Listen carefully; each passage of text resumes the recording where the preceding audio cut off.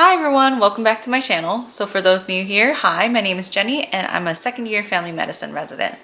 So a few weeks ago, maybe 2 weeks ago, I posted a video about my medical school debt. The amount of debt I am in is ridiculous. And so there is a heated debate and many differing opinions about the decisions I've made and the amount of loans that I have acquired. Whether that be a good decision, whether that be a bad decision, whether it be like I should have done something else or, gone down a different route to pay for medical school. And so today, what I actually wanted to talk to you guys about is how to pay for medical school. And we'll go through all the different ways. So if you guys are interested, please keep on watching. So I mentioned this in a previous video, but the cost of medical school is going up and up and up. And there's really nothing we can do about it besides go on strike, but that we would have to come as a community, do that as a whole and united, but that isn't going to happen. So schools will continue to increase their prices. I think previously it was around 200,000, but the average medical student graduating from med school nowadays is around 300,000.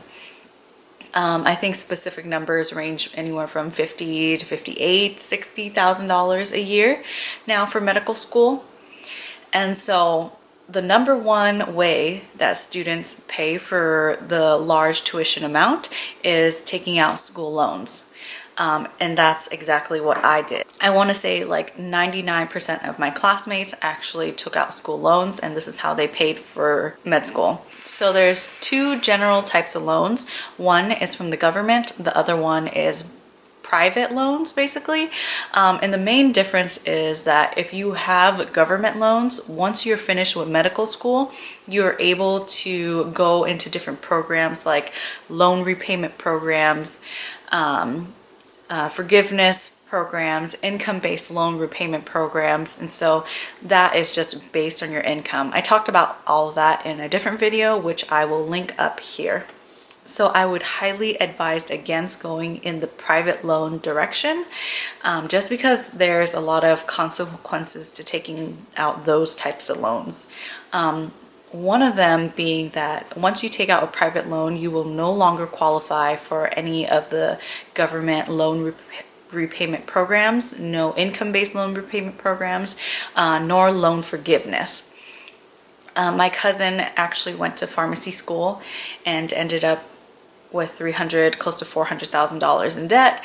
And right when she finished, they're asking her to pay almost $3,000, $4,000 a month towards these loans. And she just can't afford that with her job at this point.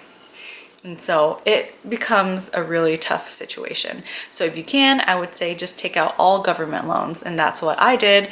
And I was able to pay for my whole tuition and cost of living. The second way that you can pay for med school is through the military. You can sign up, be recruited by the military, dedicate a certain amount of your time after you finish residency or during residency, something like that, and they will agree to pay for all or part of your med school.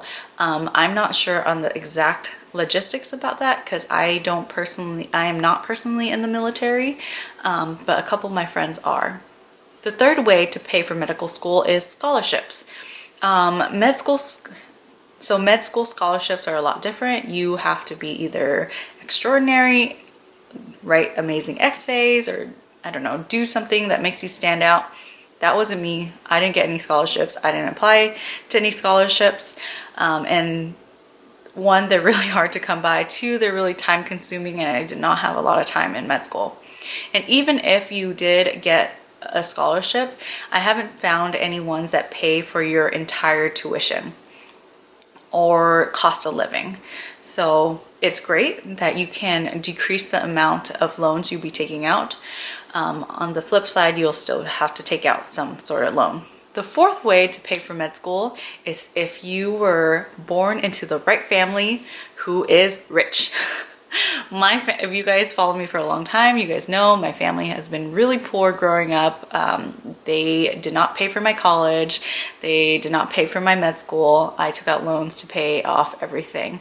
So I know like 1 to 2 people in my med school class that their parents paid for their tuition, which is amazing, but that just wasn't me. And the 5th way, the Dave Ramsey way of paying for med school: work your ass off, save money, and then once you have the money, pay for tuition. So I'm going to tell you why that way is probably not going to work 99% of the time. So I'll give you an example. Say tuition is $50,000 a year this year. So say you need to save up 50 times 4 years. That is going to be $200,000 to pay for the entirety of med school. How long do you think it will take you to save up $200,000? That most people take years to save that amount of money. I actually looked up these numbers and I wrote them down, so we're gonna just read it off here.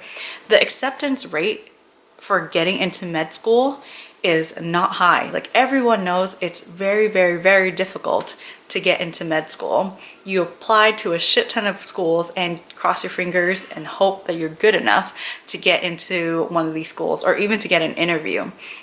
So in 2017, there were 185,602 applications just to DO schools, and the number of spots available was 6,592 spots.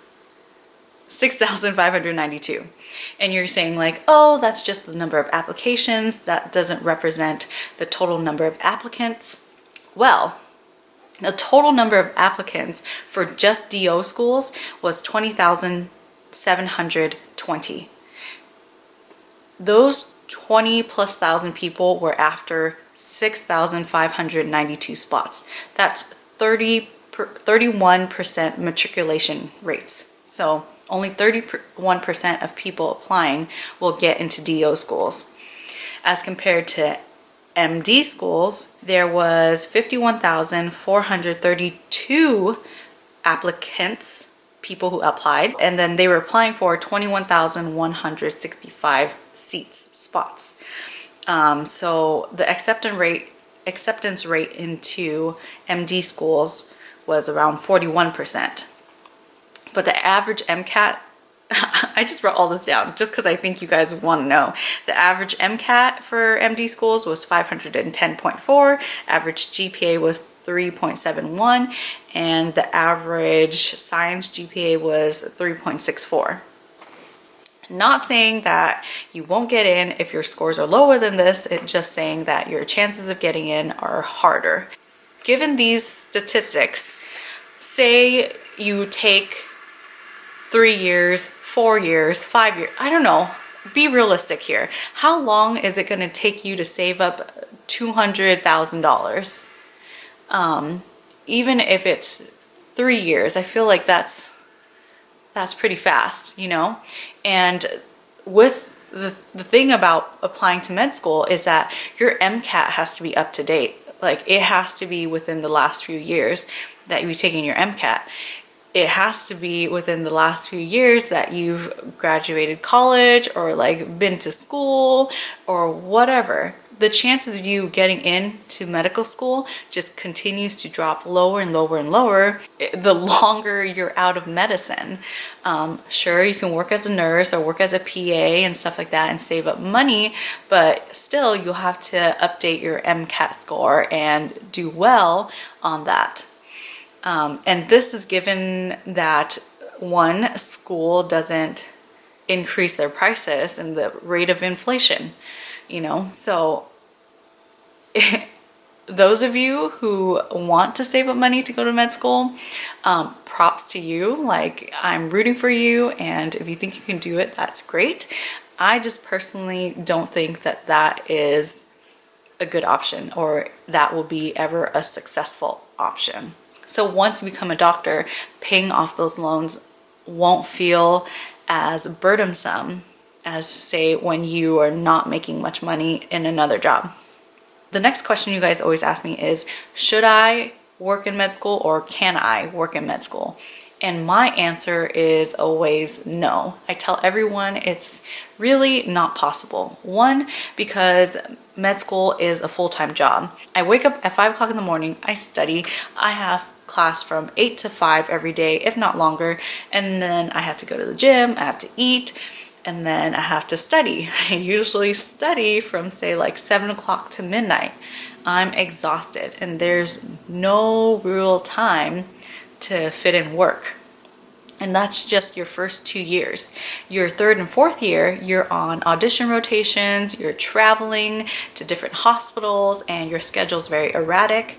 It's hard to tell when you're actually going to have the time to even work. And given that it was so hard to get into med school in the first place, you want to work hard, you want to invest in yourself, and you want to build your knowledge base so you can get into the specialty that you want to get into. Everyone tells me, you know, they want to be a surgeon, they want to be a neurosurgeon, they want to be an orthopedic surgeon, they want to be a dermatologist, a radiologist, an OBGYN. All those things are very competitive. If you thought it was hard to get into med school, it's even harder to get into, like, say, a plastics residency, because you're competing against already the best group of individuals for even like more competitive subspecialty. And so for you to go to work and not study in that time, it kind of puts you at a disadvantage. Say you wanted to become a neurosurgeon and you end up not getting the scores to become a neurosurgeon. Like that's just the facts. Like, you can be great with your hands and you can have potential, but if you don't have the test scores, the schools won't even look at you. So I've seen people work, yes, but in the library at school so they can study at the same time.